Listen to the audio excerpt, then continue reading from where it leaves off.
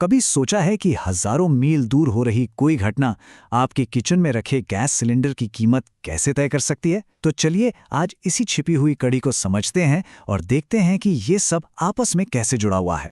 सवाल सीधा सा है। नई दिल्ली में एक आम से किचन का हजारों मील दूर चल रहे किसी संघर्ष से आखिर क्या लेना देना हो सकता है?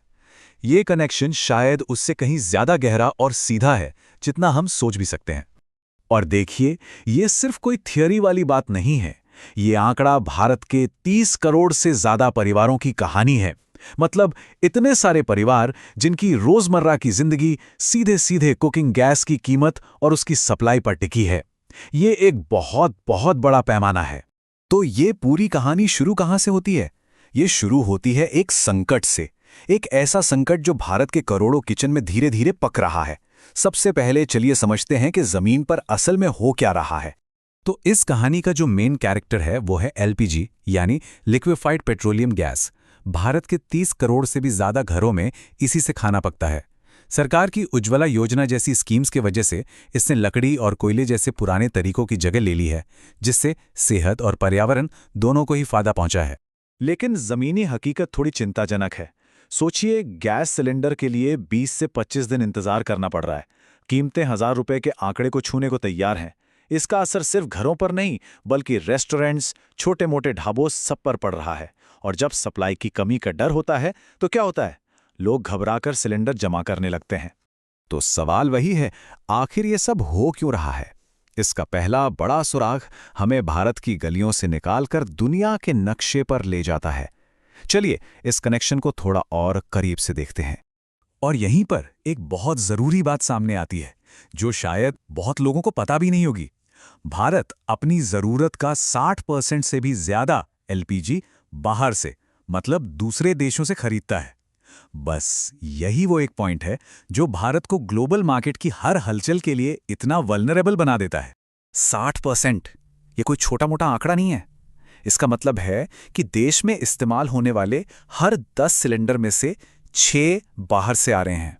और इसका सीधा सा मतलब यह है कि दुनिया के किसी भी कोने में अगर सप्लाई चेन में जरा सी भी गड़बड़ हुई तो उसका असर सीधे भारत के किचन तक महसूस होगा। तो चलिए अब जरा जूम आउट करते हैं और ग्लोबल स्टेज पर देखते हैं कि इस सप्लाई और कीमत के झटके की जड़ें आखिर हैं कहां। यह बिल्कुल एक जियोपॉलिटिकल डोमिनो इफेक्ट जैसा है। एक गिरा तो सब गिरते चले गए। इस कहानी में एक और अहम किरदार है, स्ट्रेट ऑफ होर्मुज।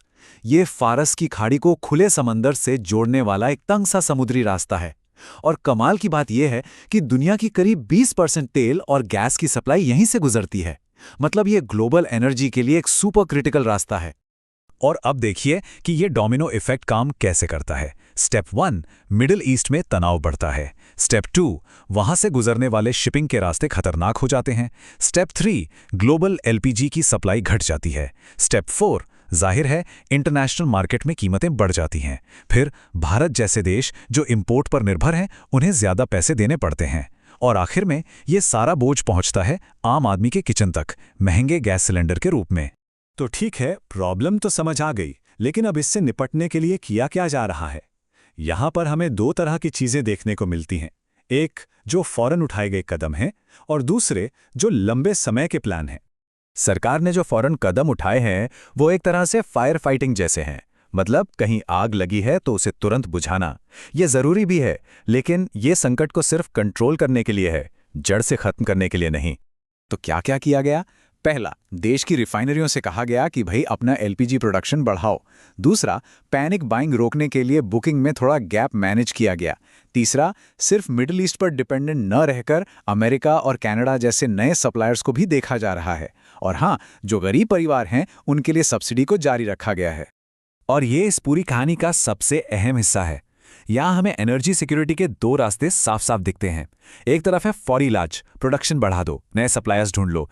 ये जरूरी है, पर ये टेम्परेरी पैचवर्क जैसा है। दूसरी तरफ है पक्के लॉन्ग टर्म सोल्यूशन, जैसे कचरे से बायोगैस बनाना, इलेक्ट्रिक कुकिंग को बढ़ावा देना, सोलर एनर्जी का इस्तेमाल करना। असली आज़ादी सिर्फ मुश्किल आने पर रिएक्ट करने में नहीं है, बल्कि एक ऐसा सिस्टम बनाने में है जहां ऐसी मुश्किलें कम से कम आएं। तो अब आखिर में इस पूरी तस्वीर को थोड़ा और बड़ा करके देखते हैं, क्योंकि ये सिर्फ भारत की कहानी नहीं है। ये ऊर्जा सुरक्षा की लड़ाई है जो दुनिया भर में लड़ी जा रही है। तो इस सबसे बड़ा टेक अवे क्या है? यही कि भारत की जो चुनौती है वो दरअसल एक ग्लोबल कहानी है। ये कहानी है दुनिया के अस्थिर बाजारों पर निर्भर रहने और एक सुरक्षित आत्मनिर्भर एनर्जी फ्यूचर बनाने के बीच की जद्दोजहद की। और इस मुश्किल से सिर्फ भारत ही नहीं, दुनिया के कई देश जूझ रहे हैं। और ये सब हमें एक बहुत बड़े सवाल पर लाके खड़ा कर देता है। इस उथल-पुथल भरी दुनिया में एनर्जी इंडिपेंडेंस यानी ऊर्जा की आज़ादी की असली कीमत क्या है? और ये कीमत सिर्फ पैसों में नहीं है, ये जुड़ी है देश की सुरक्षा से, स्थिरता से और हमारी आने वाली पीढ़ियों के बेहतर भविष्य से।